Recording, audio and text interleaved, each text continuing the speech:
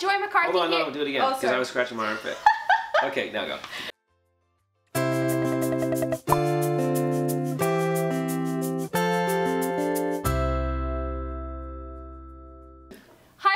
Joy McCarthy here from Joyous Health. So I have my good friend here, Stuart Knight, who is a superstar. He's an author. Oh my God. He's a professional speaker. He's a producer. What don't you do?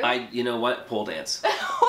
I do actually. You know what? I do pole dance, so but just you haven't seen it. Yeah, it's not as good as my professional speaking. I'd like to see that. Yeah, you will someday. We'll do that. We'll do a video of that. Awesome. So we're doing a series now called Inspired By, and I've asked Stuart to come in and do an interview with me, and he graciously said yes because he's traveling all over doing tons of speaking engagements. So I have some questions that I want to ask him because I think that it will inspire you to live your best life. Hopefully, yes. Yeah, so you have such an interesting background, and I've heard your story quite a few times about when you were in university to how you got to where you are now. So Can you share with everybody that journey? Sure, yeah. It's funny. It's like people always say to me, how did you become a professional speaker? How did you become an author? And it's funny, I always say to people, and it took me a long time to figure this out, but I always say to people, just start anywhere, because anywhere is a place, and anywhere will lead you everywhere. And I'm a big believer in that, because it's not like 20 years ago when I was... Anywhere will lead you... Everywhere. Everywhere. Yeah. A lot of people, what they do is I think they make the mistake of, they think, oh, I've got these big dreams, these big things I want to do, and then when they try to think about like this thing that's going to happen 20 years down the road, they're like, oh, that just seems so monumental, that's just impossible, and so they just stop. I'm like, forget about the big picture, because if I looked at the big picture of where I am today, 20 years ago, I wouldn't have started. It would have just felt way too big. So the way I got to where I am now, it was like, I was just so inspired by motivational material, and I wish that I was hearing this kind of stuff on a more regular basis, and I thought, well, you know what, I've always been on stage, I've always felt comfortable speaking in front of an audience, and I felt like I'm pretty creative. I said, what if I took this motivational material and turned it into something that was really funny, that was creative, that was exciting? And as you know, I ended up writing a couple of motivational musicals, and of course corporate. And I've seen some of them. Yeah, they're awesome. Thank you, thank you. And I've cried, and Did you? I've laughed. Really? Oh yeah, totally. Wow. And Walker too. Walker's behind the camera. He's seen yours as well. Yeah, that's right. Yeah, you guys. I keep forgetting you've seen that. I forget how long we've known each other. So because it seems so long ago that I was doing that. But yeah, it started off doing shows in high schools, and then I did the motivational musicals, and now my main gig is the corporate stuff. And so I guess for me, really what I did was I just started writing speeches, and I would just get myself out there in front of audiences, and of course I'd have material that would bomb, and people would never want to see me speak again, and I'd have people that were like, oh, I really like this one part, and over time, you take this information, you put it together, and you have yourself a keynote speech. Right. And then one thing leads to another. Someone sees you at another event, and they're like, well, wouldn't you be good for this event? And 20 years goes by, and here you are. I've spoken to 1 million people now. Can you believe this? That's amazing. It's crazy. That's crazy. But, you know, years back, did you come to a point where you came to a fork in the road, and you're like, I could go down this road, I could, you know, go into business and work for a corporation, or I could go down this road and do what my dreams are, and fulfill my dreams. Did you like come to that fork in the road? Or oh God, well I remember actually you've just given me a memory I haven't thought about for a while, which was in one of my musicals. I talk about this moment because I graduated with a degree in business and economics, and there was all this pressure to go out there and get a regular corporate job, which is great for people who do it. But for me, it just didn't feel right, and I had this. I think it was a 3-month contract with this company, and I had my company van, and I was a salesperson. I had all my notes next to me, and I was driving through Mississauga, and I don't know why, I was driving through this industrial park, and I had this urge to I just went into this parking lot where there was no one else could see me, and I just reclined my chair back, and I just... Did you take a nap?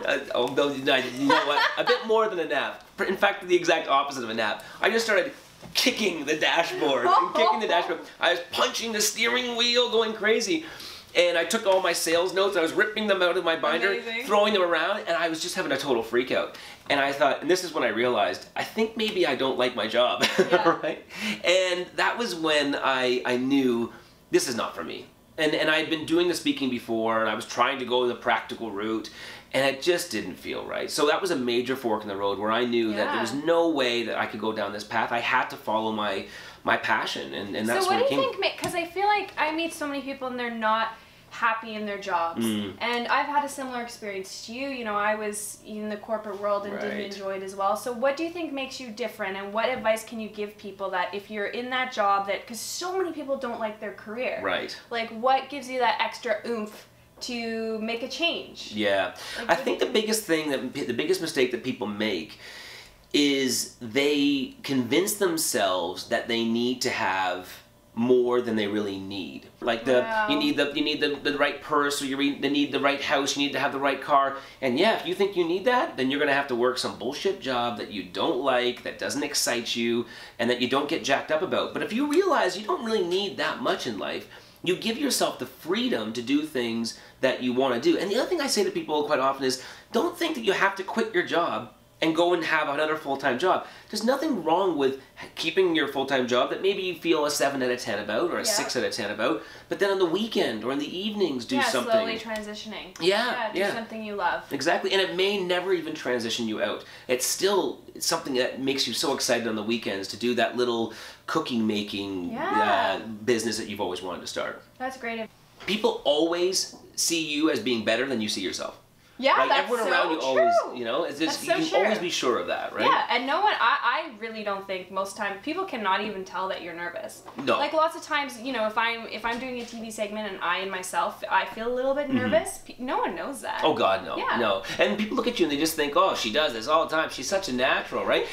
you wouldn't be human if you weren't feeling nervous. I think there'd be something wrong with me if I got up on stage and didn't have the butterflies, because that would, I think, mean that I don't care. And I care so much about what I'm saying on stage. And I think you can always like take that nervousness and transfer that into excitement. Yes. I think that's the best way to do it. Yeah. Like, because that energy and that nervousness makes you more alert. Right. And you're exactly right. It means that you really care. Well, so many people, what they do is they put so much pressure on themselves in life in general, right? Yeah. And they make their lives so significant. Like, that's one of the things I come back to for myself is like, Stuart, your life is not that significant. I believe the work that I do is important, and I believe that people get a lot from, you know, my presentations or my books.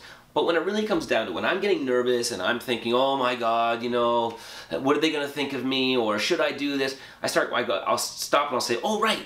I'm only one of 7 billion people on the planet. Or I'm like on this world that's in the middle of outer space, and there's like billions and billions of stars. There's probably life on other planets. There's probably another version of me out there somewhere laughing at me right now. So when it comes right down to it, I go, Stuart, just chill out and have some fun, because you're only on this planet for a very short period of time. And what you're doing, though, is having such a big impact. Because like you said, you've spoken to millions of people, and what you are doing is having an impact. I've been so inspired by many times coming in hearing you speak. Thank you.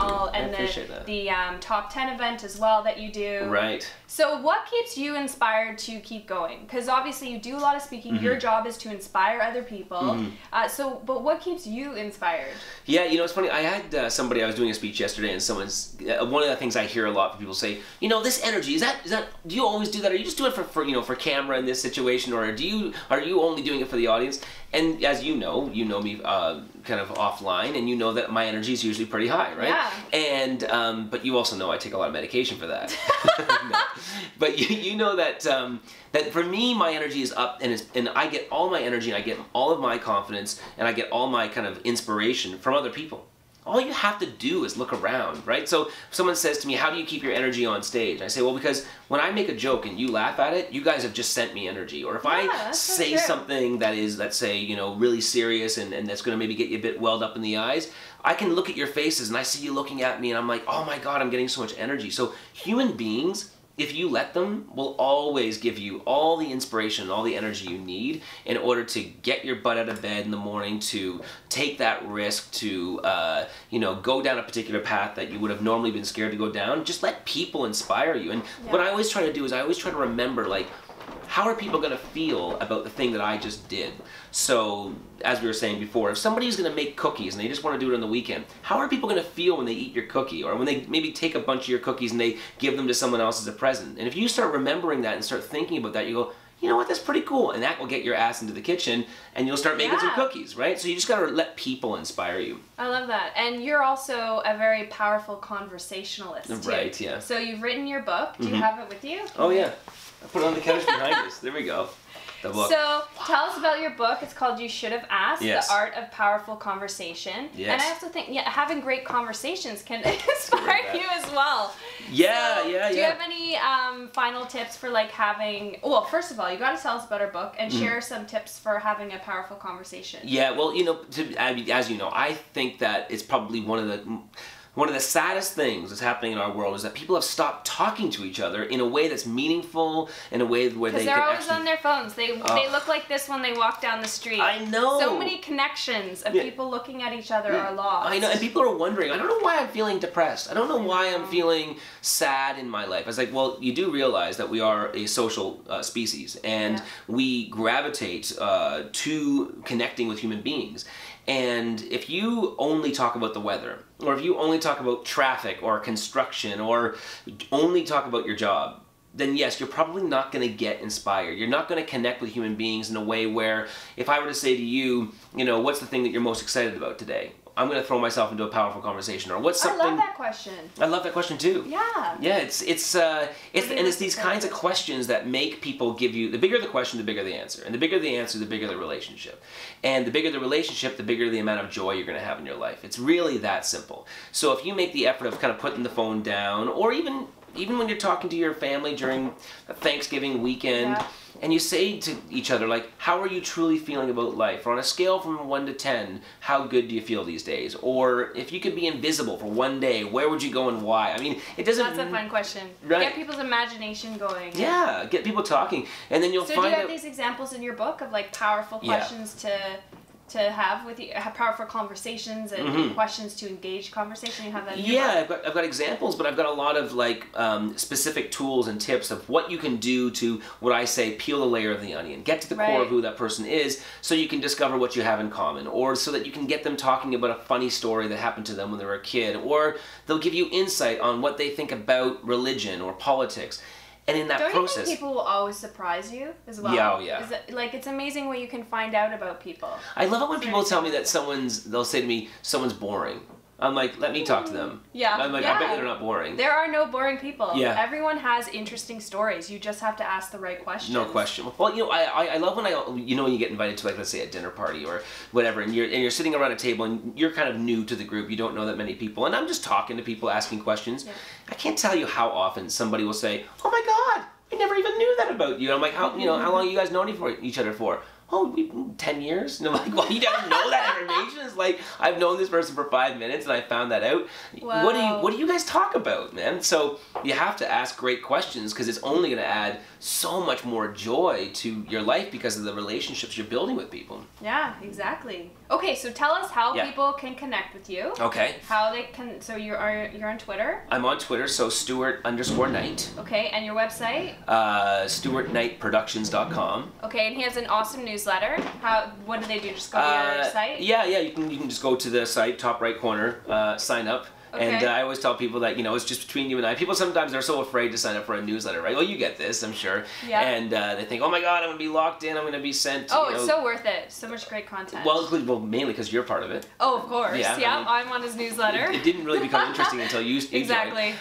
Talking about poop. Yeah, that's right. Yeah. That's my favorite conversation to have with you. Yeah. Is poop it's a great conversation. It really is. People love to talk about poop. And then it makes people laugh. Yeah, it really lightens the conversation. Yeah, I know. Did you have a good bowel movement today? Every day. Every day. Because of you. Really. I think about you every time I take a crap. Oh, wow. Yeah, I thought you should know that. Yeah. Wow, I'm blushing now. Yeah, right. So how can people get your book? They can get it on the website, Stuart Knight. I'm just thinking about what I just said. Anyway, Stuart Knight. Back to serious talk. Yeah, right. Yeah, after we talked about taking a crap, they can go to StuartKnightProductions.com. It's right there.